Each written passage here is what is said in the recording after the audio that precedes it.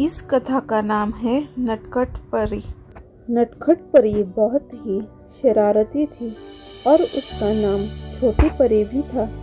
छोटी परी के पिता राजा तथा माता रानी थे। छोटी परी के माता पिता उससे बहुत परेशान थे, क्योंकि छोटी परी को कहीं भी खेलने के लिए बाहर छोड़कर आते तो वह उस जगह को छोड़कर कहीं और चली जाती थी। इस वजह से उन दोनों को बहुत चिंता होती थी।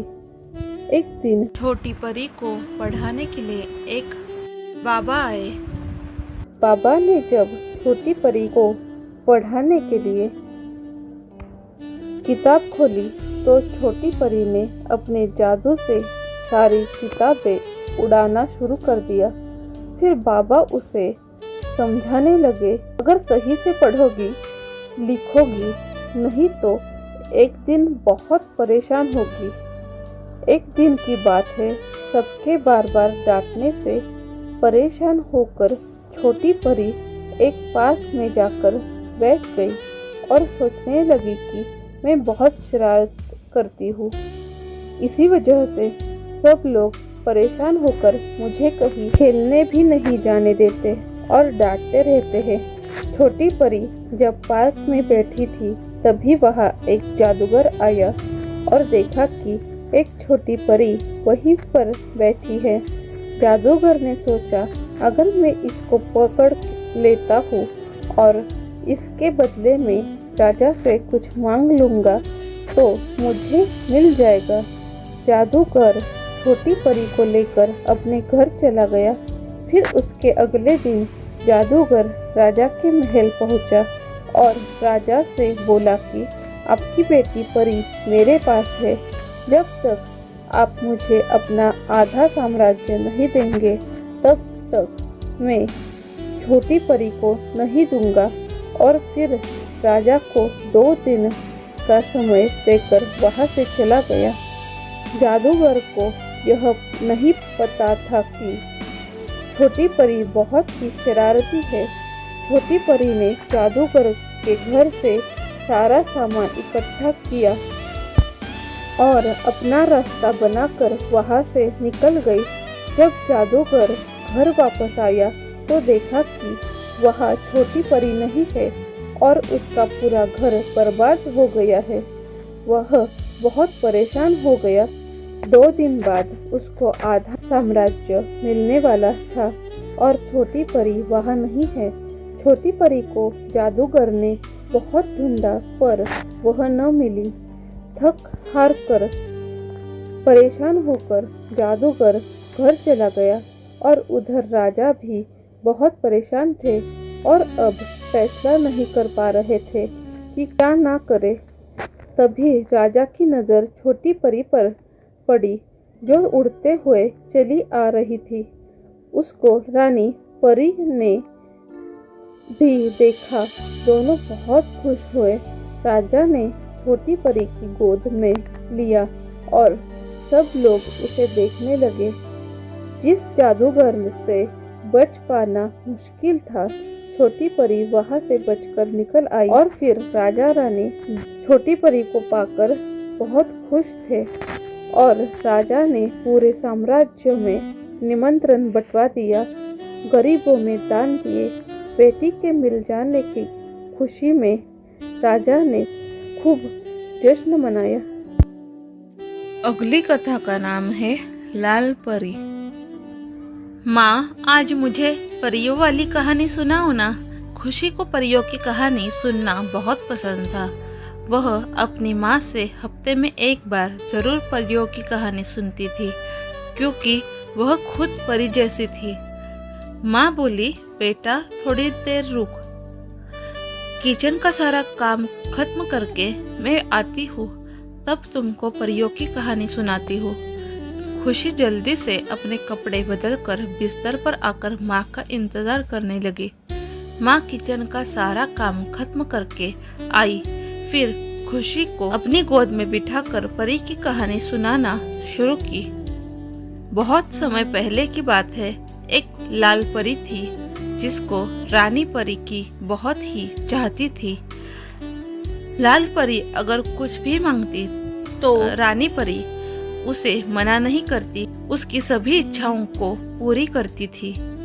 एक दिन जब लाल परी खेल रही थी तो उसके मन में एक विचार आया कि पृथ्वी लोक पर चलकर सैर किया जाए और पृथ्वीवासी कैसे रहते हैं वह जानना चाहिए। लाल परी ने अपनी इच्छा रानी परी के सामने रखी। रानी परी ने पहले तो मना किया, फिर राजी हो गई। लाल परी को पृथ्वी लोक पर जाने की अनुमति दे तो दी, लेकिन रानी परी की एक शर्त भी थी। पृथ्वी लोक पर तुम रात को ही जा सकती हो और सूरज की पहली किरण निकलने तक तुमको वापस आना पड़ेगा, नहीं तो तुम्हारे ऊपर सूर्य की पहली किरण पड़ते ही तुम्हारा पंख निकल जाएगा, अर्थात तुम्हारा पंख तुमसे अलग हो जाएगा और तुम परीलोक वापस नहीं आ पाओगी। हमेशा के लिए पृथ्वी लोक पर रहना पड़ेगा। लाल परी ने कहा ठीक है, क्योंकि वह पृथ्वी लोक पर जाने के लिए बहुत उत्सुक थी। रानी परी ने लाल परी से बोला, लेकिन तुम अकेले नहीं जाओगी, तुम्हारे साथ 3 परियां और जाएंगी जो तुम्हारी देखभाल और मदद करेंगी। तीनों परियां भी बहुत खुश हुई, क्योंकि उनको भी पृथ्वी लोक पर जाने का मौका मिला था। रात होने का वह सब बहुत बेसब्री से इंतजार कर रही थी। पृथ्वी लोक पर जैसे अंधेरा हुआ, रानी परी ने सभी परियों को आंखें बंद करने के लिए कहा और चारों को पृथ्वी लोक भेज दिया। जब चारों परियों ने थोड़ी देर बाद आंखें खोली तो सब ने देखा कि उनके चारों तरफ सुंदर सुंदर फूल और तितलियां फूलों पर मंडरा रही थी और ठंडी ठंडी हवा चल रही थी। फिर परियों ने नाचना शुरू कर दिया और न जाने कहाँ से धीमे धीमे संगीत की आवाज़ आ रही थी। जैसे ही संगीत सुनाई देना बंद हुआ, तभी खुशी धीरे से अपने बिस्तर से उतरी और अपने कमरे की खिड़की खोली तो देखती है सारी परियां अब उसके ही आंगन में उतरी है।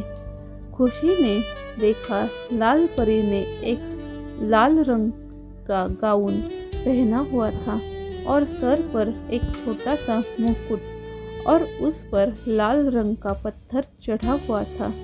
चारों तरफ मध्यम नीले रंग का प्रकाश फैला हुआ था। लाल परी के चारों तरफ तीनों परियां मग्न होकर नाच रही थी। जो लाल परी ही जितनी सुंदर दिख रही थी और सभी परियों को यह भनक भी नहीं थी कि उन्हें 2 नन्ही आंखें मोहित होकर देख रही थी। खुशी के कमरे से वह नज़ारा एकदम साफ दिखता था। माँ ने आज तक जो परियों की कहानी उसको दिखाई थी, आज वो साक्षात देखकर मंत्रमुग्ध हो रही थी। खुशी परियों को देखकर ऐसे मोहित हो गई थी कि उसे समय का कुछ पता ही न चला। वह माँ की कहानी सुनते सुनते सो गई थी, उसको पता भी नहीं चला। खुशी उठो, जल्दी स्कूल नहीं जाना, देर हो रही है। खुशी की माँ ने सुबह सुबह आवाज़ लगाई तो खुशी चौंक कर उठी और बोली, ये क्या, मैं तो सपना देख रही थी। खुशी अपने आंगन में जाकर देखने लगी और वहाँ पर उसको चमकता हुआ एक पत्थर मिला। उसको उठाकर खुशी ने अपने स्कूल बैग में रख लिया और तैयार होकर स्कूल चली गई। ऐसी और कथाएं सुनने के लिए प्लीज़ मेरे चैनल को लाइक कीजिए, शेयर कीजिए और सब्सक्राइब कीजिए।